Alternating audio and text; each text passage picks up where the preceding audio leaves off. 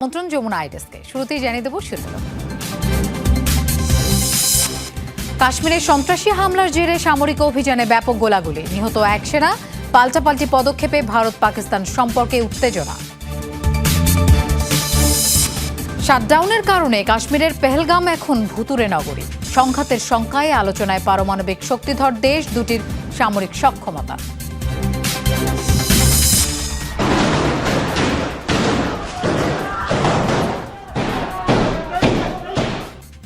হামাসের শক্ত প্রতিরোধের মুখে কোণঠাসা ইসরায়েলি সেনাদল, ৪৫ সেকেন্ডের ভিডিও ভাইরাল, প্রশ্নবিদ্ধ আইডিএফ এর সক্ষমতা।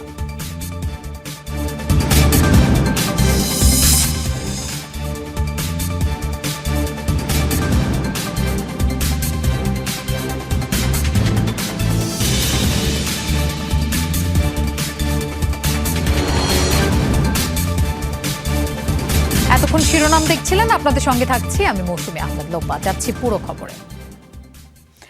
জম্মু কাশ্মীরের সামরিক বাহিনীর চলমান অভিযানের সময় সন্ত্রাসীদের ব্যাপক গোলাগুলি হয়েছে। এ ঘটনায় ভারতীয় সেনাবাহিনীর এক সদস্য নিহত হয়েছেন। বৃহস্পতিবার রাজ্যের উধামপুর এলাকায় এই ঘটনা ঘটে। মঙ্গলবার পেহেলগামে সন্ত্রাসী হামলার পর গোলাগুলিতে সেনা সদস্য নিহতের ঘটনা এটাই প্রথম।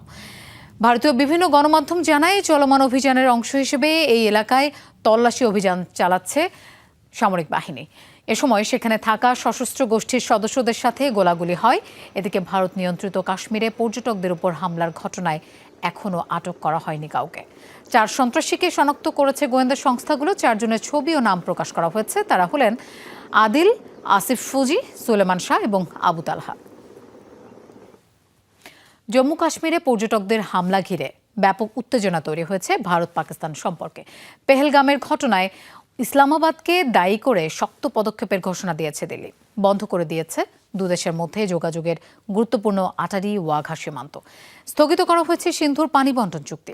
পাকিস্তানিদের জন্য সার্ক ভিসা বাতিল এবং নয়াদিল্লির হাইকমিশনে পাকিস্তানের সামরিক উপদেষ্টাদের অবাঞ্ছিত ঘোষণাও করেছে ভারত।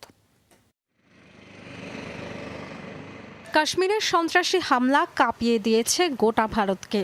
মঙ্গলবার হামলার পর থেকেই শীর্ষ পর্যায়ে হয় দফায় দফায় বৈঠক। বুধবার সন্ধ্যায় প্রধানমন্ত্রী নরেন্দ্র মোদীর বাসভবনে জরুরি আলোচনায় বসেন মন্ত্রিসভার নিরাপত্তা সংক্রান্ত কমিটি। প্রায় ২.৫ ঘন্টা ধরে চলা বৈঠকে ছিলেন প্রতিরক্ষামন্ত্রী রাজনাথ সিং, পররাষ্ট্রমন্ত্রী এস জয়শঙ্কর, স্বরাষ্ট্রমন্ত্রী অমিত শাহ সহ শীর্ষ কর্মকর্তারা। পেহেলগামে পর্যটকদের ওপর হামলার ঘটনায় পাকিস্তানের ওপর দায় চাপান ভারতীয় নেতারা। একগুচ্ছ কড়া পদক্ষেপ নেওয়া হয় ইসলামাবাদের বিরুদ্ধে। বৈঠক শেষে এক সংবাদ সম্মেলনে সিদ্ধান্তগুলো তুলে ধরেন ভারতের পররাষ্ট্র সচিব বিক্রম মিশ্রি। বলেন, অনির্দিষ্টকালের জন্য স্থগিত করা হচ্ছে ভারত ও পাকিস্তানের মধ্যে ১৯৬০ সালের সিন্ধু পানি চুক্তি। বন্ধ করা হয়েছে গুরুত্বপূর্ণ আটারি ওয়াঘি সীমান্ত।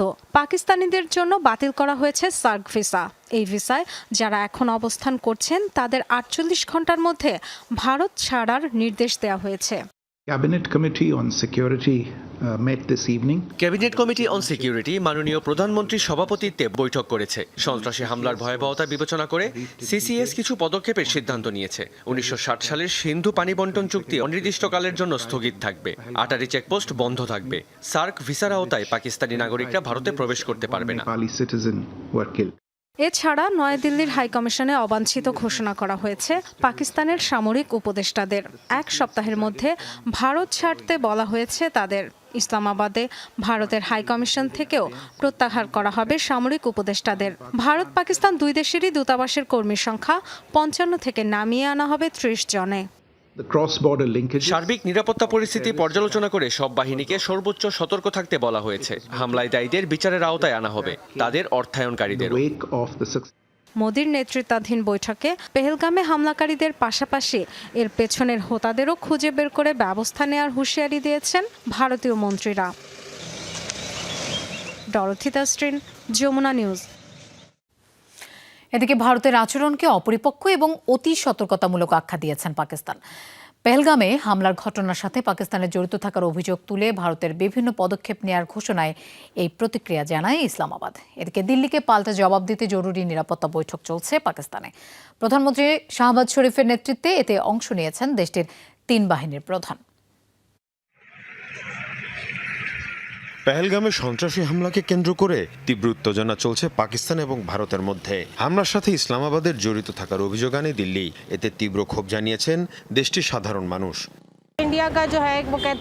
কোনো তদন্ত ছাড়াই ভারত কিভাবে নিশ্চিত হলো যে এই হামলার সাথে পাকিস্তান জড়িত? ভারত যদি এভাবে আগ্রাসন চালায় তাহলে আমাদেরও উচিত এর জবাব দেয়া। सबसे पहले तो हम এই ঘটনায় যারা নিহত হয়েছেন তাদের রুহের মাগফিরাত কামনা করছি। মার্কিন ভাইস প্রেসিডেন্ট যখন ভারত সফর করছেন তখনই এই হামলা হলো। তাকে দেখানো হলো কিভাবে সন্ত্রাসীরা হত্যা করছে ভারতীয়দের। शदीद जख्मी हुए। এদিকে পাকিস্তানের বিরুদ্ধে ভারত বিভিন্ন ব্যবস্থা নেয় তীব্র প্রতিক্রিয়া জানিয়েছে ইসলামাবাদ। এই ইস্যুতে প্রধানমন্ত্রী শাহবাজ শরীফের নেতৃত্বে জরুরি বৈঠক হয়। প্রতিরক্ষামন্ত্রী সহ 3 বাহিনীর প্রধান অংশ নেন এতে। দিল্লির আচরণকে অপরিপক্ক বলছে পাকিস্তান। ভারত অপরিপক্ক আচরণ করছে। এ ঘটনাকে কেন্দ্র করে ভারত যে পাকিস্তান বিরোধী আচরণ করছে তা অতি সতর্কতামূলক। ওই হামলার সাথে যে পাকিস্তান জড়িত এ সংক্রান্ত কোনো প্রমাণ দেখাতে পারেনি দিল্লি। ভারত নিয়ন্ত্রিত কাশ্মীরের পেহেলগামে সন্ত্রাসী হামলাকে 2019 সালের পর থেকে এখন পর্যন্ত সবচেয়ে বড় হামলা হিসেবে আখ্যা দেওয়া হচ্ছে। এই অবস্থায় পাকিস্তানের বিরুদ্ধে ভারতের সামরিক পদক্ষেপের শঙ্কা বাড়ছে। মীর মুশফিকা হাসান, যমুনা নিউজ। সন্ত্রাসী হামলার জেরে ভারত নিয়ন্ত্রিত কাশ্মীরের পেহেলগাম পরিণত হয়েছে ভুতুড়ে নগরীতে। শাটডাউনের কারণে বন্ধ সব ব্যবসা প্রতিষ্ঠান। এরই মধ্যে ভ্রমণ সংক্ষিপ্ত করে বাড়ি ফিরে গেছেন শত শত পর্যটক। তল্লাশি আর হয়রানির ভয়ে বের হচ্ছেন না স্থানীয়রাও। ফলে জনমানবহীন হয়ে পড়েছে পেহেলগামের প্রায় সব সড়ক। কাশ্মীরের অন্যান্য এলাকার পর্যটকরাও আতঙ্কে বাড়ি ফিরে যাচ্ছেন। ভূস্বর্গ কাশ্মীরের জনপ্রিয় পর্যটন এলাকা পেহেলগামে এখন সুনসান নীরবতা। দুদিন আগেও পর্যটকদের পদচারণায় মুখর থাকা অঞ্চলটির সড়কগুলোতে মানুষের দেখা মেলাই কঠিন। পর্যটকদের ওপর ভয়াবহ সন্ত্রাসী হামলার জেরে এই পরিস্থিতি এখন পেহেলগামে। সন্ত্রাসী হামলার জেরে পেহেলগামে চলছে শাটডাউন। যে কোনো সময় আবারও হামলার আতঙ্কে স্থানীয় ব্যবসায়ীরা। বন্ধ স্থানীয় সব দোকানপাট ও হোটেলগুলো। ভয়ে অঞ্চলটি ছেড়ে গেছেন পর্যটকরাও। কড়া নিরাপত্তা চাদরে ঢাকা পুরো শহর। বিভিন্ন জায়গায় বসানো হয়েছে চেকপোস্ট। চলছে তল্লাশি অভিযান। নিরাপত্তা বাহিনীর তল্লাশি ও হয়রানির ভয়ে ঘর থেকে বের হচ্ছেন না স্থানীয়রাও। হামলায় প্রতিবেশী দেশ পাকিস্তানকেই দায়ী করছেন অঞ্চলটির স্থানীয় রাজনীতিবিদরা। সন্ত্রাসীদের বিরুদ্ধে কাশ্মীরের মুসলিম জনতাকে রুখে দাঁড়ানোর আহ্বান জানিয়েছেন তারা। গুলি করার আগে তাদের ধর্ম কি তা জিজ্ঞেস করা হয়েছে। ধর্মের প্রশ্নে সাফ বোঝাই যায় এই হামলা পাকিস্তানের চক্রান্ত ছাড়া আর কিছুই না। ধর্মের দোহাই দিয়ে ওরা মনুষ্যত্বে আঘাত করেছে। পর্যটকদের উপর এমন নজিরবিহীন হামলায় ক্ষোভে ফুঁসছে গোটা ভারত। হামলার নিন্দা জানিয়ে বিভিন্ন স্থানে চলছে বিক্ষোভ সমাবেশ। যারা এই কাজ করেছে তা মহাপাপ। হামলাকারীদের কাউকে ছাড় দেওয়া হবে না। আমরা বিচার করে ছাড়ব। পুরো দেশ ক্ষোভে ফুঁসছে এবং এর প্রতিশোধ দেখতে চায়। হামলাকারীদের খুঁজে বের করে গুলি করতে হবে। একমাত্র তখনই আমরা শান্তি পাবো। শুধু পেহেলগামেই নয়, সন্ত্রাসী হামলার প্রভাব পড়েছে কাশ্মীরের অন্যান্য এলাকাতেও। ভয়ে আর আতঙ্কে গোটা রাজ্যের বিভিন্ন এলাকা থেকেই বাড়ির পথ ধরেছেন পর্যটকরা।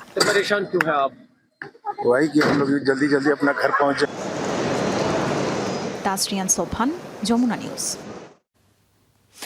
পেহেলগামে সন্ত্রাসী হামলাকে কেন্দ্র করে আবারও সামরিক উত্তেজনা দেখা দিয়েছে চিরবৈরী ভারত পাকিস্তানের মধ্যে। হিসেব নিকেশ শুরু হয়েছে দুদেশের সামরিক শক্তি নিয়ে। কোন দেশ কোন শক্তিতে এগিয়ে বা একেবারে পিছিয়ে তা নিয়ে চলছে চুলচেরা বিশ্লেষণ। পরিসংখ্যান বলছে সেনা, বিমান ও নৌশক্তিতে ভারত ঢের এগিয়ে। তবে দুই দেশেরই সমান সক্ষমতা পরমাণু শক্তিতে। আলাদা দেশ হিসেবে আত্মপ্রকাশের পর থেকেই একে অপরের সাথে পাল্লা দিয়ে সামরিক সক্ষমতা বাড়ায় ভারত ও পাকিস্তান। দুর্বল অর্থনীতি আর অভ্যন্তরীণ অস্থিরতায় কয়েক দশকে প্রতিবেশীর তুলনায় অনেকটাই পিছিয়ে পড়ে পাকিস্তান। গ্লোবাল ফায়ার পাওয়ার র্যাঙ্কিংয়ে বিশ্বের 4র্থ সামরিক শক্তিশালী দেশ ভারত। এ তালিকায় পাকিস্তানের অবস্থান 12। ভারতের যেখানে সামরিক সদস্য 14.5 লাখের বেশি, অন্যদিকে পাকিস্তানের সংখ্যা 6.5 লাখ। বহরের আকার বিবেচনায় বিমান বাহিনীতে অনেক এগিয়ে ভারত। দেশটির বিভিন্ন ধরনের সামরিক বিমান আছে 2000-এর বেশি। রাফায়েল, মিগ, মিরেজ এবং সুখোয়ের মতো অত্যাধুনিক সব ফাইটার জেট করেছে দেশটির আকাশ প্রতিরক্ষাকে শক্তিশালী। অন্যদিকে পাকিস্তানে রয়েছে F-16, মিরেজ এবং জেফ থান্ডারের মতো ফাইটার জেট। নৌবহরে অবশ্য ভারতের ধারে কাছেও নেই পাকরা। 2টি বিমানবাহী রণতরী আর 18টি সাবমেরিন নিয়ে বিশ্বে অন্যতম নৌপরাশক্তি ভারত। আছে ফ্রিগেট, ডেস্ট্রয়ার সহ প্রায় 300টি সামরিক জাহাজ। পাকিস্তানের নৌবাহিনীতে রণতরী নেই একটিও, সাবমেরিন মাত্র 8টি। সব মিলিয়ে দেশটির সমরভাণ্ডারে সামরিক জাহাজ 121টি। আর্টিলারি এবং আর্মার ডিভিশনেও এগিয়ে ভারত। দেশটিতে ট্যাঙ্ক 4000-এর বেশি। অন্যদিকে পাকিস্তানে আছে 2600। ভারতে এপিসির সংখ্যা যেখানে প্রায় 1.5 লাখ, পাকিস্তানে সেখানে 17,000-এর কিছু বেশি। তবে পরমাণু অস্ত্রের সক্ষমতায় ভারতের সমান শক্তি পাকিস্তানেরও। ভারতের সমরভাণ্ডারে যেখানে রয়েছে 172টি পরমাণু অস্ত্র, সেখানে পাকিস্তানে রয়েছে 170টি। আর এসব কারণে ভারতের সামরিক ব্যয়ের পরিমাণও বিশাল। দেশটিতে যেখানে সামরিক ব্যয় $75 বিলিয়ন, সেখানে পাকিস্তানে মাত্র 7.5 বিলিয়ন। মীর মুশফিকা হাসান, যমুনা নিউজ।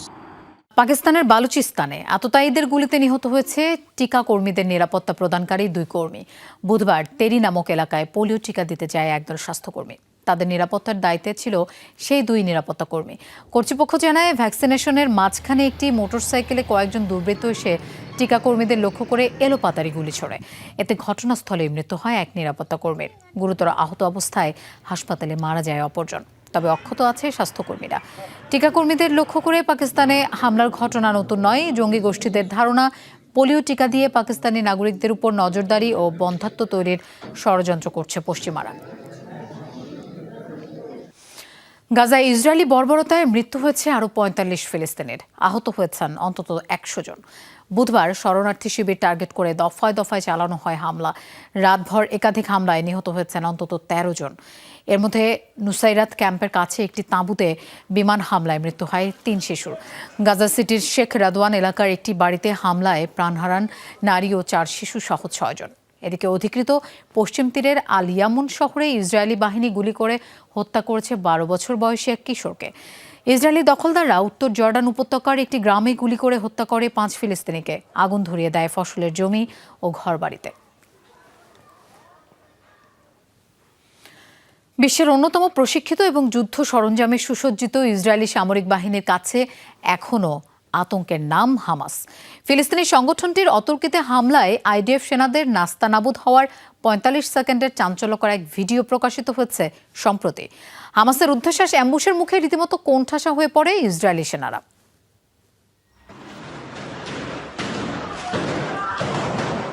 গাজার একটি ভবনে চলছিল ইসরায়েলি বাহিনীর স্থল অভিযান, কিন্তু তাদের লক্ষ্য করে হঠাৎই পাল্টা হামলা করে হামাসের সদস্যরা। কোনো কিছু বুঝে ওঠার আগেই গুলিবিদ্ধ হয় একের পর এক ইসরায়েলি সেনা। হামাস যোদ্ধাদের অ্যাম্বুশের মুখে রীতিমতো কোণঠাসা হয়ে পড়ে ইসরায়েলি সেনারা। প্রাণ বাঁচাতে ক্ষতিগ্রস্ত ভবনটির একটি কক্ষে আশ্রয় নেয় আইডিএফ সেনারা, কিন্তু তাতে যেন রক্ষা নেই। সেই কক্ষ লক্ষ্য করে একের পর এক গ্রেনেড ছুটতে থাকে হামাস যোদ্ধারা। ছোট্ট কক্ষে আটকে পড়া ইসরায়েলি সেনাদের ওপর যেন রীতিমতো নরক নেমে আসে। একপাশে চলছে হামাস যোদ্ধাদের গুলি বৃষ্টি, অন্যদিকে নেই বের হওয়ারও কোনো পথ। গাজা ইসরায়েলি বাহিনীর চলা অভিযানের এই ভিডিও নিয়ে নেটিজেনদের মাঝে চলছে তোলপাড়। বিভিন্ন গণমাধ্যমের দাবি, 2 পক্ষের মধ্যে হওয়া লড়াইয়ের এই ঘটনা গেল মাসের। এ অবস্থায় প্রশ্ন উঠেছে হামাসকে দমাতে ইসরায়েলি অভিযানের কার্যকারিতা নিয়েও। পুরো উপত্যকাটি ধুলোয় মিশিয়ে দিলেও হামাসকে দমাতে গিয়ে রীতিমতো হিমশিম খাচ্ছে তেল আবিব। স্বাধীনতাকামী গোষ্ঠীটির এমন পাল্টা জবাবে আইডিএফের এমন ধরাশায়ী হওয়াও পরিণত হয়েছে নিয়মিত ঘটনায়। হামাসকে দমাতে ইসরায়েলের ব্যর্থতার অন্যতম কারণ হিসেবে মনে করা হচ্ছে এই সুবিস্তৃত টানেল। ধারণা করা হয় মাকড়সার জালের মতো ছড়ানো টানেলের দৈর্ঘ্য 700 কিলোমিটারেরও বেশি। এমনকি যুদ্ধের মাঝেও বন্ধ হয়নি নতুন সুড়ঙ্গ নির্মাণ। গাজায় 18 মাস ধরে নির্মম বর্বরতা চালিয়েও হামাসের টানেল নেটওয়ার্কের মাত্র 25% ধ্বংস করতে পেরেছে ইসরায়েল। বিভিন্ন সময়ে ইসরায়েলের সাথে সম্মুখ যুদ্ধের ভিডিও প্রকাশিত করেছে হামাস। গাজায় চলমান আগ্রাসনে এ পর্যন্ত 846 আইডিএফ সেনা ও 69 পুলিশ কর্মকর্তা নিহত হয়েছে বলে জানিয়েছে Tel Aviv. Tajrian Sobhan, Jamuna News. Israeli জিম্মিদের দ্রুত মুক্তি দিয়ে গাজার নিয়ন্ত্রণ ছেড়ে দেওয়া উচিত হামাসের, এমন মন্তব্য করেছেন ফিলিস্তিনের প্রেসিডেন্ট মাহমুদ আব্বাস। গাজায় চলমান ইসরায়েলি সহিংসতার জন্য ফিলিস্তিনি স্বাধীনতাকামী সংগঠনটিকেও দায়ী করেন তিনি। এক সম্মেলনে এসব মন্তব্য করেন মাহমুদ আব্বাস। এ সময় তিনি হামাসকে গালাগালও করেন, কঠোর ভাষায় সমালোচনা করেন সংগঠনটির। ফিলিস্তিনি প্রেসিডেন্ট বলেন, জিম্মিদের বন্দী করে রাখার কারণেই ইসরায়েল গাজায় তাণ্ডব চালাচ্ছে। অস্ত্র সমর্পণ করে দ্রুত হামাসের গাজা ছেড়ে যাওয়া উচিত বলেও মন্তব্য করেন তিনি। গাজায় যখন ভয়াবহ আগ্রাসন চলছে, সে সময় দাবানলে পুড়ছে কয়েকটি ইসরায়েলি শহরের বনাঞ্চল। তীব্র গরম ও বাতাসের কারণে ছড়িয়ে পড়ছে আগুন। কর্তৃপক্ষ জানায়, বুধবার বেত শেমেস সংলগ্ন বনাঞ্চলে আগুন লাগে। তীব্র বাতাসে শহরের কেন্দ্রস্থল ও আশপাশের এলাকায় ছড়িয়ে পড়ে আগুন। এক পর্যায়ে তা নিয়ন্ত্রণের বাইরে চলে যায়। পরিস্থিতি মোকাবেলায় স্থানীয়দের সরিয়ে নেওয়া হয়েছে। এখন পর্যন্ত ফায়ার সার্ভিসের কর্মীসহ কমপক্ষে 9 জন দগ্ধ হয়েছে। আগুন নেভাতে বিমান থেকে পানি এবং রাসায়নিক ছেটানো হচ্ছে। জারি করা হয়েছে জরুরি অবস্থা।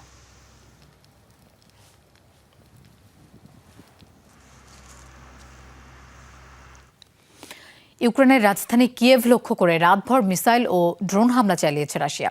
নিহত হয়েছে অন্তত 9 জন, শিশু ও গর্ভবতী নারী সহ আহত আরও 60 জন। ড্রোন হামলায় কিয়েভের অন্তত 6 স্থানে আগুন লাগে। সবচেয়ে ক্ষতিগ্রস্ত হয় রাজধানী পশ্চিমাঞ্চল। আবাসিক এলাকায় হামলায় বিধ্বস্ত হয় বহুতল ভবন। ধসে পড়া স্থাপনার নিচে এখনও অনেকে চাপা পড়ে আছে বলে শঙ্কা করছে কিয়েভ প্রশাসন। বিস্ফোরণ হয়েছে দেশটির উত্তর পূর্বাঞ্চলীয় খার্কিভ শহরেও। ইউক্রেনের প্রায় অঞ্চল রুশ বিমান হামলার ঝুঁকিতে আছে বলে জানিয়েছে সামরিক বাহিনী। তবে হামলা প্রসঙ্গে মুখ খোলেনি মস্কো। এখনও দাবানলে পুড়ছে যুক্তরাষ্ট্রের নিউ জার্সির বিশাল এলাকা। মার্কিন অঙ্গরাজ্যটির উত্তরাঞ্চলের ওশেন কাউন্টিতে দাবানলে পুড়ে গেছে অন্তত 13,000 একর এলাকা, যা গত 2 দশকের মধ্যে রাজ্যের সবচেয়ে বড় দাবানল হতে পারে বলে আশঙ্কা করা হচ্ছে। বিদ্যুৎ বিচ্ছিন্ন প্রায় 26,000 মানুষ। আবাসিক এলাকায় ঝুঁকি কেটে গেলেও এখনও ধোঁয়ায় ঢেকে আছে পুরো এলাকা। ফায়ার সার্ভিস জানিয়েছে, বৃষ্টি না হওয়া পর্যন্ত আগুন পুরোপুরি নিয়ন্ত্রণে আনা কঠিন হবে। কিভাবে দাবানলের সূত্রপাত হয়েছে তা জানতে চলছে তদন্ত। এখন পর্যন্ত কোনো হতাহতের খবর পাওয়া যায়নি। বাতাসের দিক পরিবর্তনের কারণে ধোঁয়া ও আগুন ছড়িয়ে পড়ছে নিউ ইয়র্কের দিকেও। 20 বছরে পা দিল বিশ্বের সবচেয়ে জনপ্রিয় online video sharing platform YouTube. 2005 সালের 23 April me at the zoo শিরোনামের 19 সেকেন্ড দীর্ঘ একটি ভিডিও আপলোড করেন ইউটিউবের সহ প্রতিষ্ঠাতা জাভেদ করিম। এর মাধ্যমেই অনানুষ্ঠানিকভাবে যাত্রা শুরু করে ইউটিউব। 20 বছরে 2000 কোটিরও বেশি ভিডিও আপলোড করা হয়েছে প্ল্যাটফর্মটিতে।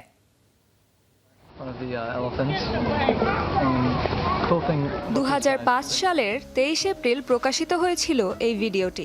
এটি ছিল ইউটিউবে আপলোড হওয়া প্রথম ভিডিও, যার মধ্য দিয়ে অনলাইন বিনোদন জগতে শুরু হয় এক নতুন অধ্যায়, ইউটিউবের পথচলা।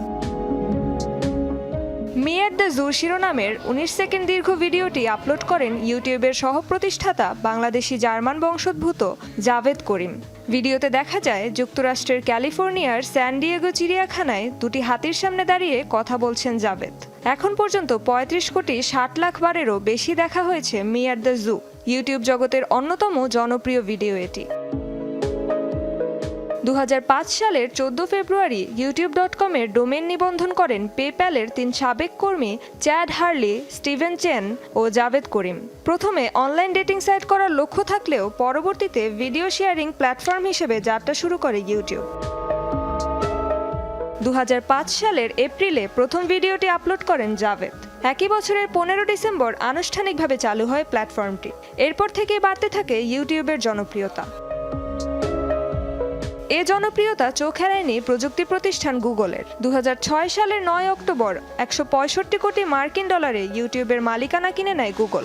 ইউটিউবের দেয়া তথ্য মতে 20 বছরে 2000 কোটিরও বেশি ভিডিও আপলোড করা হয়েছে প্ল্যাটফর্মটিতে, আর বর্তমানে প্রতিদিন গড়ে আপলোড করা হয় প্রায় 2 কোটি ভিডিও। রেজওয়ানা সাইমা, যমুনা নিউজ। দর্শক, এই ছিল যমুনা আইডেস্ক। আর এতক্ষণ সাথে থাকার জন্য ধন্যবাদ সবাইকে।